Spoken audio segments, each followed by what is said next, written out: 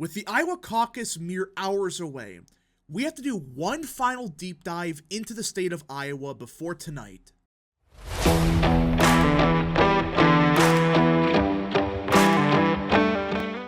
What is up, people of the internet? It is me, Real American, back in with a new video, and today it is time to talk about the 2024 Republican presidential primary. Because everyone, the day we have all been waiting for is finally here. The 2024 Iowa caucuses are tonight. Yeah, we have been waiting for, at this point, 4 years for the Iowa caucuses, and we're finally here. But with it happening tonight, I wanted to do one final deep dive into the state of Iowa before the election night tonight. Now, before we continue with today's video, I hope you enjoy these type of videos. If you do, smash the like button down below, subscribe, share with your friends, hit that little bell, follow the social media accounts in the description down below, and of course, join the channel today. Guys, just for $1 a month, you can join Real American. This is the best way to support the daily content that we all know and love. So I hope and recommend you join the channel today. And speaking of an election night, tonight at 7:45 p.m. Eastern Standard Time, we will be going live for the Iowa Caucus election night stream. Of course, top right corner of your screen, you will see a link to the stream. Click it, go to the stream, click the notification button, share the stream with your friends, and of course, like the stream, because I want everybody to tune in to tonight because, let's face it, it's going to be a very fascinating, if not glorious night. Alright, enough promotion stuff, let's get right into it, and let me be clear. Trump is more than likely going to win the Iowa caucus by a record amount. But I still wanted to give everyone one final look at what to expect for tonight, what's some of the developing stories happening, all that stuff. So let's get right into it. Enough promotion stuff. The first big one, of course, has to be the weather. Now, this is probably going to be the coldest caucus we have ever had. I think the coldest was like 10 degrees or something, but even then, that's warm compared to what's happening today. So, we're going to see sub-zero temperatures that are forecasted statewide Monday, rounding off a week of Arctic conditions and setting the stage for what could be the coldest caucus day on record. So yeah, it's looking like we're going to have the coldest day for any Iowa caucus ever. I mean, it's been so bad the past week that DeSantis and Haley, they've been canceling events left and right. Trump had to cancel some stuff, which, funny, they never mentioned DeSantis and Haley doing that, but oh, Trump had to cancel because the cold will kill him. That's seriously what some people are saying. That, oh, he's too frail and he's gonna die if he goes outside. But DeSantis and Haley, they postponed events. I think Vivek canceled one event. So everyone is canceling events because it's too dangerous for some people to go outside, especially earlier when the roads were bad, it was too cold, all the above. But it sounds like the roads will be clear for today, so there's that aspect, which I think personally was the bigger concern. Like, yeah, cold weather is not good, some cars may not even start, people may not go outside, but at least the roads should be clear, which, let's face it, you can deal with the cold because you're inside your car if it starts, and you're going to be inside anyway, so you don't have to worry about that much. But if you physically cannot get to the caucus, that was the main concern, I think. And it seems like the roads will be clear, and that's a positive thing because we want as many people to vote, or at least in this situation, show up, as humanly possible. So the weather will be, my opinion, the biggest question, as if low turnout's happening, that may hurt Haley the most, because I made a video on this yesterday. Her entire coalition is Democrats, independents, and voters that are just, they're voting against Trump. That's what it comes down to. They're not enthusiastic for Haley. They're just voting to stop the Orange Man. So her voters, not enthusiastic, they're Democrats. Yeah. All the above, this could be a disaster for Nikki Haley. And this may be the reason DeSantis takes second. Because his people are actually enthusiastic to vote, and he does have a good ground game. So the weather will be actually the second biggest question of tonight. The first one, the biggest one, we'll get to in a minute. But overall, I think that the weather, very important, but I don't think it's going to change that much. So, just got to see. Now, the second thing, of course, is the margin of victory for Trump. Let's face it.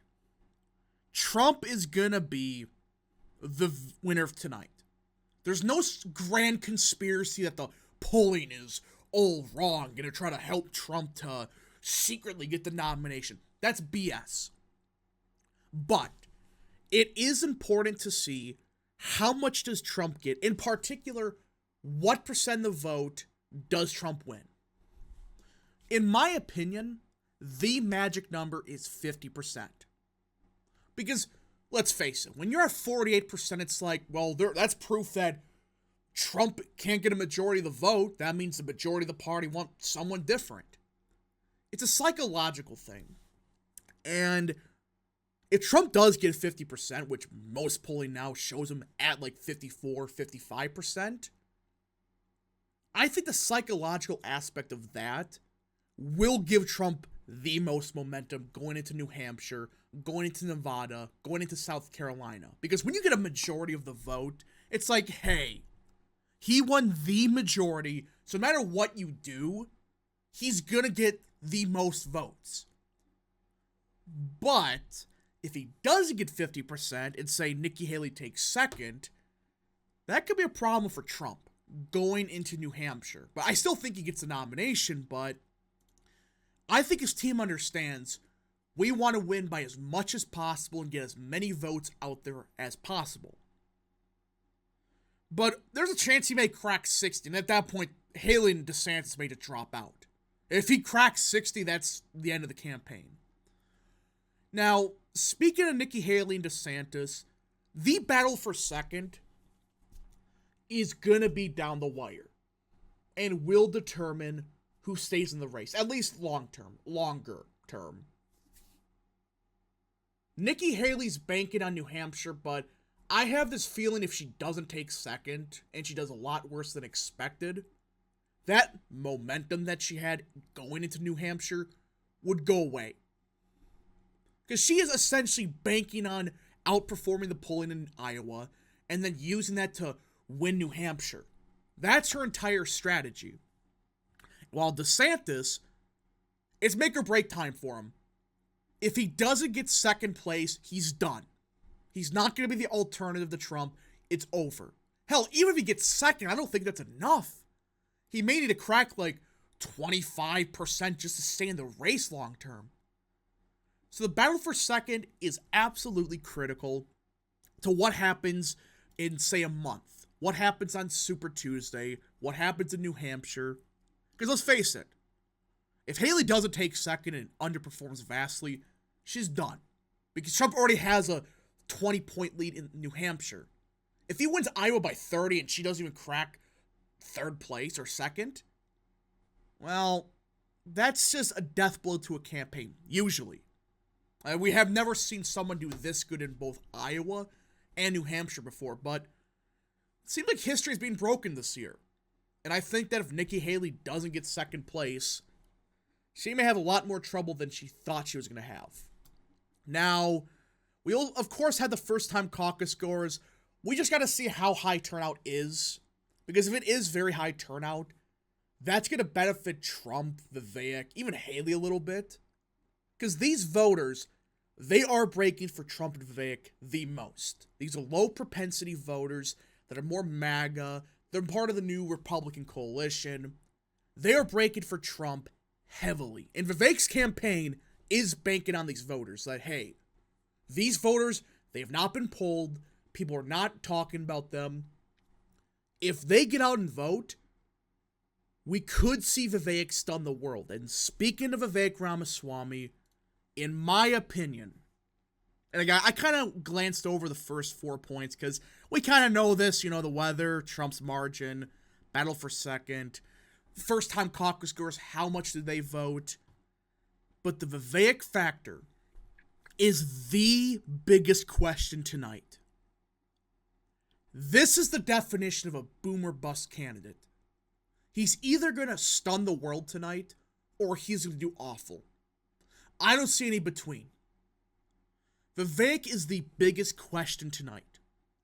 Because if he does do way better than the polling suggests, he could be the one that gains momentum going into New Hampshire, not Haley.